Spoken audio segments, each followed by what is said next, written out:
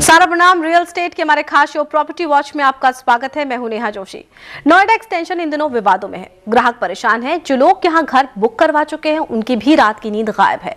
नए ग्राहक भी यहां से किनारा कर रहे हैं। विवादों के बीच आखिर ग्राहक करें क्या? प्रॉपर्टी वॉच में हम इन्हीं सवालों का जवाब तलाशने की कोशिश करेंगे। नोएडा एक्सटेंशन पर हमारे साथ खास बातचीत के लिए आम्रपाली डेवलपर्स के एमडी अनिल शर्मा और आरजी ग्रुप के एमडी राजेश गोयल मौजूद हैं। साथ ही हमारे एक्सपर्ट संजय शर्मा भी हमारे साथ मौजूद हैं। आप सभी का बहुत बहुत स्वागत है। लेकिन आगे बढ़ने से पहले देखते हैं कि प्रॉपर्टी वॉच के स्पेशल एपिसोड में क्या है खास। सबसे पहले जानेंगे कि कोर्ट के फैसले के बाद कौन कौन सी प्रॉपर्टी आई मुश्किल में। साथ ही जानेंगे कि क्या अभी के हालात में नोएडा एक्सटेंशन में घर बुक करवाने का फैसला सही है। इसके अलावा बात करेंगे कि आखिर नोएडा एक्सटेंशन में घर खरीदने के लिए लोन देने से क्यों हिचक रहे हैं बैंक। इसके अलावा हम आपके सवालों को भी बिल्डर और अपने एक्सपर्ट्स के सामने रखेंगे। दिल्ली एनसीआर के किसी भी इलाके के मुकाबले नोएडा एक्सटेंशन में सस्ते घर मिल रहे थे। बिल्डर्स ने अंधाधुंध प्रोजेक्ट्स लॉन्च किए और बेचे भी, लेकिन सब कुछ उलझता हुआ दिखाई दे रहा है।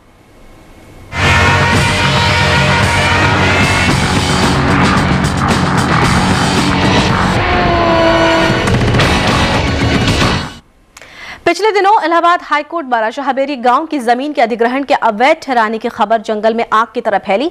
इस खबर ने उन लोगों के होश उड़ा दिए जिन्होंने या तो नोएडा एक्सटेंशन में फ्लैट बुक करवाया है या फिर बुक करवाने का मन बना रहे थे।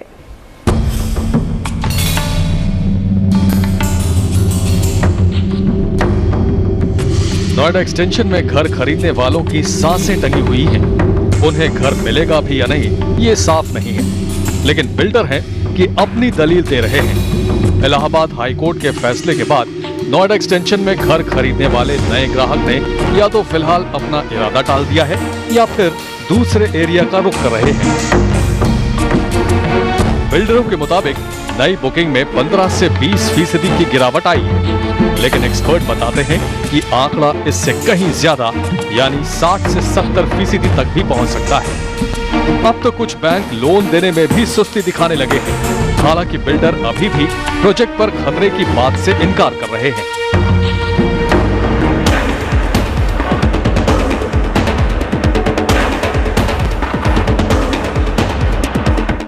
घर खरीदने वालों को रह रहकर किसानों के आंदोलन से भी डर लग रहा है।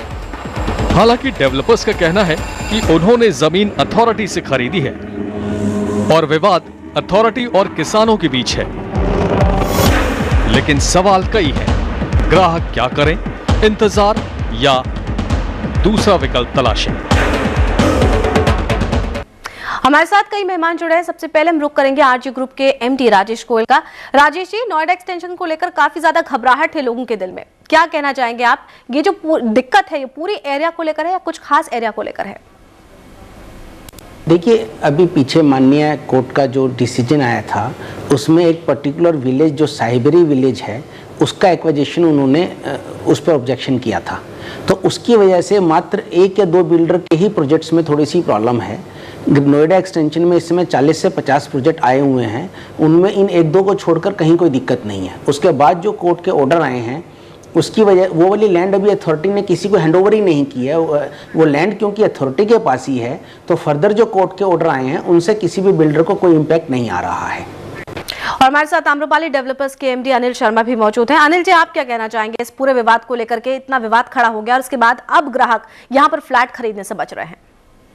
एक जो डिसीजन ऑनरेबल हाई कोर्ट का आया था रिगार्डिंग साबेरी विलेज, जिसमें एक्विजिशन को क्वेश्चन किया गया था, सिर्फ वही एक समस्या है आज के डेट में। प्लस जो कुछ किसान हैं जिसे किन्हीं को मुआवजा नहीं मिल पाया है या वो संतुष्ट नहीं है, उस तरह के कुछ केसेस हैं। तो जब इनफैक्ट इस तरह का न्यूज़ आया तो हम लोगों ने क्या, आम्रपाली ने, हमारा भी एक प्रोजेक्ट साबेरी में पड़ता है, तो हम लोगों ने बायर्स को सेकेंड ऑप्शंस दिए और बायर बिल्कुल सेकेंड ऑप्शंस को समझ के बूझ के जान करके उन्होंने अपने आप को शिफ्ट भी किया। कुछ एक लोगों ने बहुत मीगर, मैं कहता हूँ 1% लोग भी उसको जिसे कहते हैं कि उन्होंने अपना कैंसिल नहीं कराया। और हमारे एक्सपर्ट संजय जी भी मौजूद हैं। संजय जी, आपने दोनों को सुना, आपको क्या लगता है शाहबेरी विवाद का असर सिर्फ 1-2 प्रोजेक्ट्स पर पड़ेगा या सब पर पड़ सकता है इसका असर?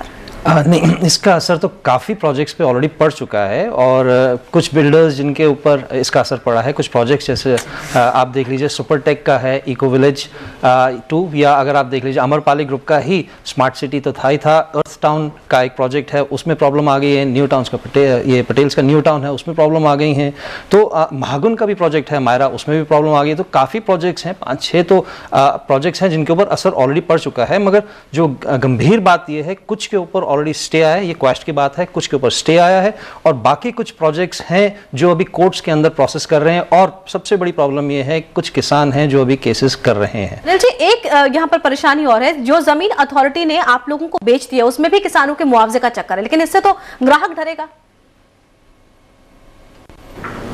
देखिए 90-85% केसेस में तो मेरे ख्याल में लोग कंपनसेशन ले चुके हैं। चूँकि एक आध केस में इस तरह का जो ऑर्डर आ गया उसके कारण लोग थोड़ा सा कंफ्यूज हो गए और लोग काफ़ी ये सोचने लगे कि शायद हर एक लैंड में इस तरह की बात है, इस तरह की बातें नहीं है।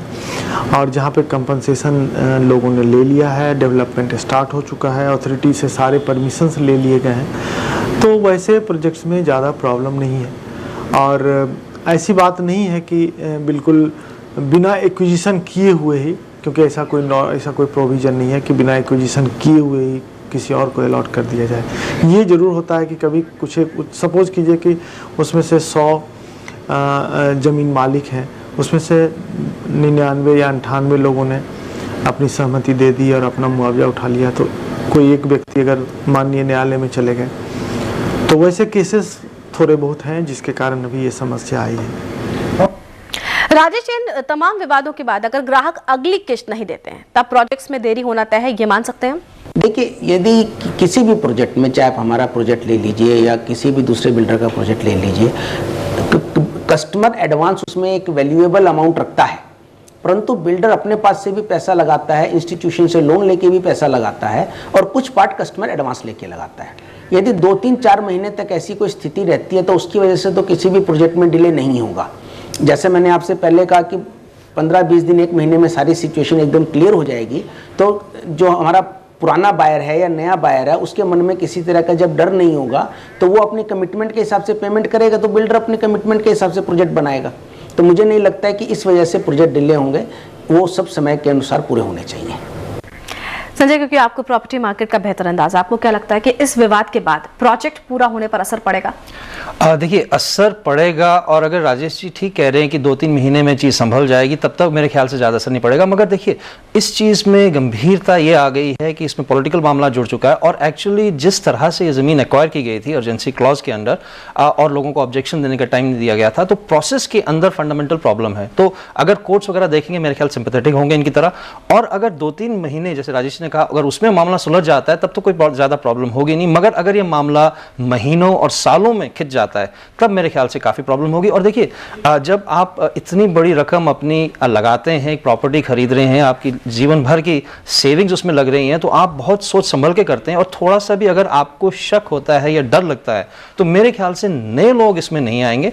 और जैसे आपने नेहा कहा, राजेश जी से भी पूछा था, मेरे ख्याल से काफ़ी लोग अभी अपनी अगली किस्त देने के लिए घबराएंगे। वो सोचेंगे ठीक है, ज़्यादा से ज़्यादा मेरे को इंटरेस्ट ही देना पड़ेगा, मगर पूरी की पूरी मेरी रकम जो मेरी किस्त है वो रिस्क पे नहीं जाएगी। प्रॉपर्टी वॉच की हमारी खास पेशकश, नोएडा एक्सटेंशन ग्राहकों की उलझन जारी है। वक्त हो गया एक ब्रेक का। ब्रेक के बाद जानेंगे कि नोएडा एक्सटेंशन में अभी घर खरीदना फायदे का सौदा है या फिर घाटे का।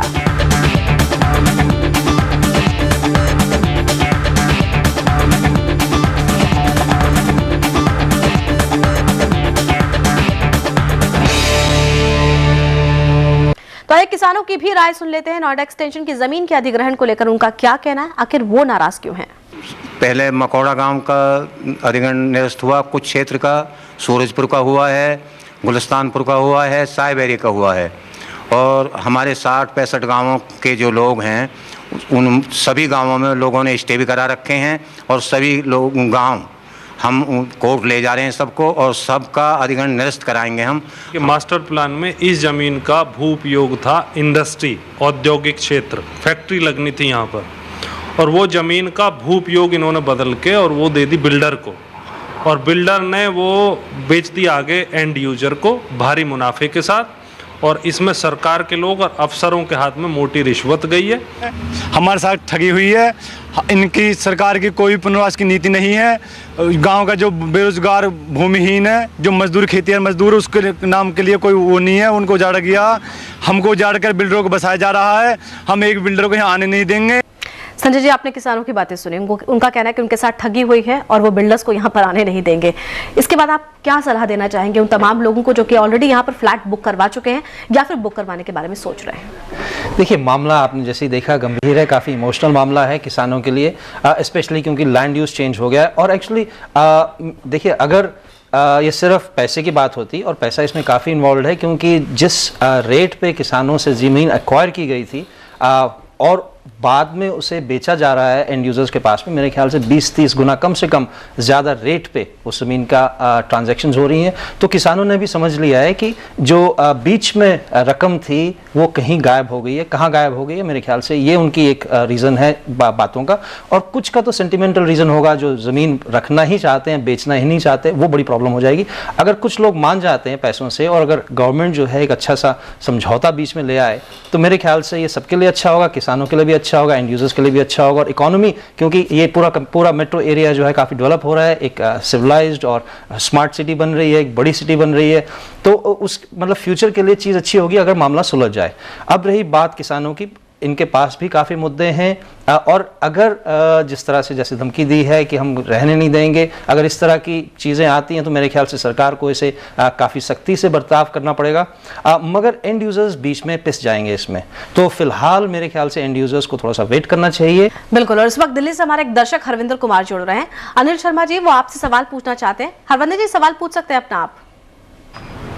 अनिल जी नमस्कार, मैं हरविंदर कुमार दिल्ली से बोल रहा हूँ। मैंने आपके गोल्फ होम में एक फ्लैट बुक कराया था, लेकिन पता चल रहा है कि आपके स्मार्ट सिटी में जो विवाद चल रहा है उसमें इस तरह का हमारे गोल्फ होम में तो कोई प्रोजेक्ट में विवाद तो नहीं है?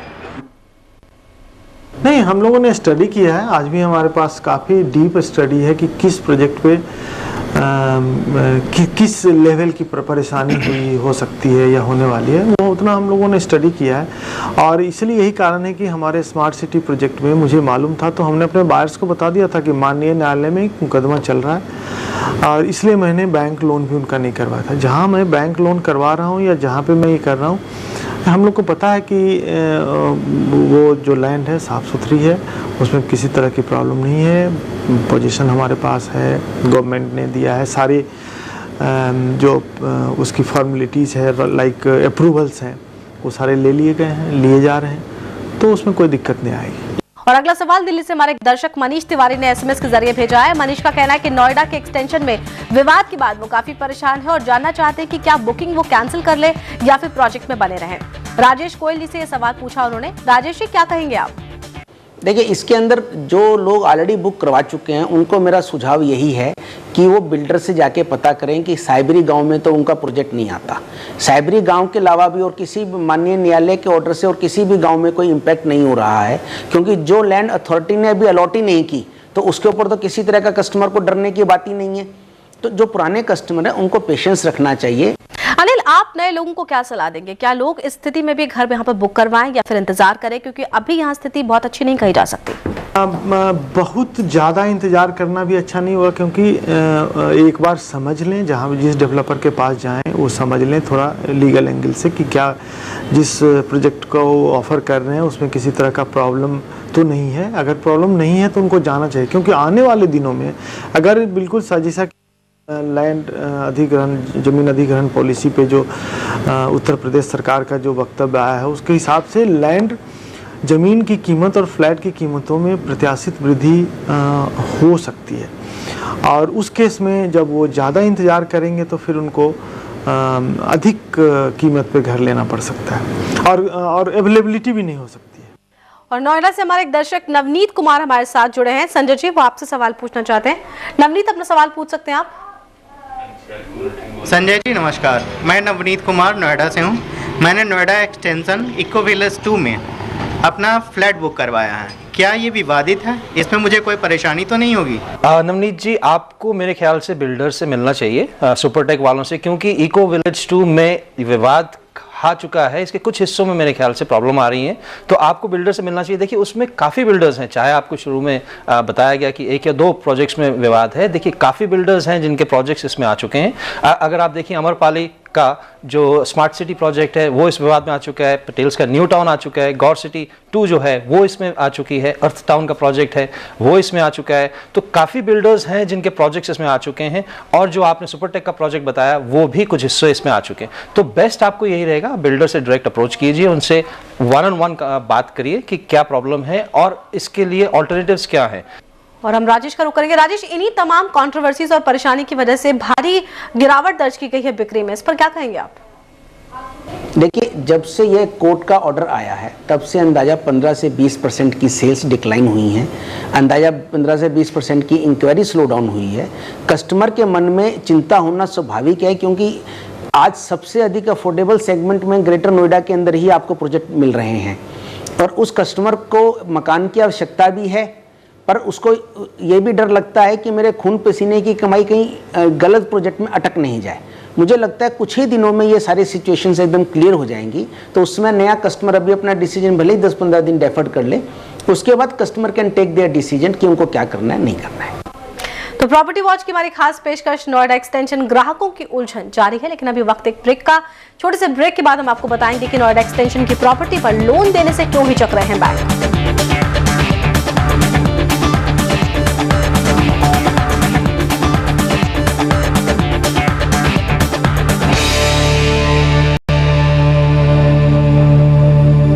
तो ब्रेक के बाद आपका स्वागत है एक बार फिर से प्रॉपर्टी वॉच के हमारे खास एपिसोड नोएडा एक्सटेंशन ग्राहकों की उलझन।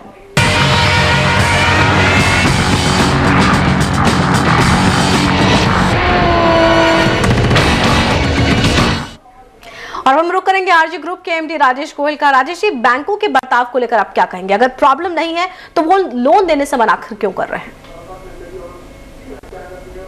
देखिए, अभी मैंने जैसे आपसे कुछ देर पहले कहा कि चीज़ों में क्लैरिटी नहीं है, बैंक्स को भी क्लैरिटी नहीं है कि अभी जैसे एक विलेज का जो ऑर्डर आया उससे और कोई प्रोजेक्ट इम्पैक्ट हो रहा है कि नहीं हो रहा है।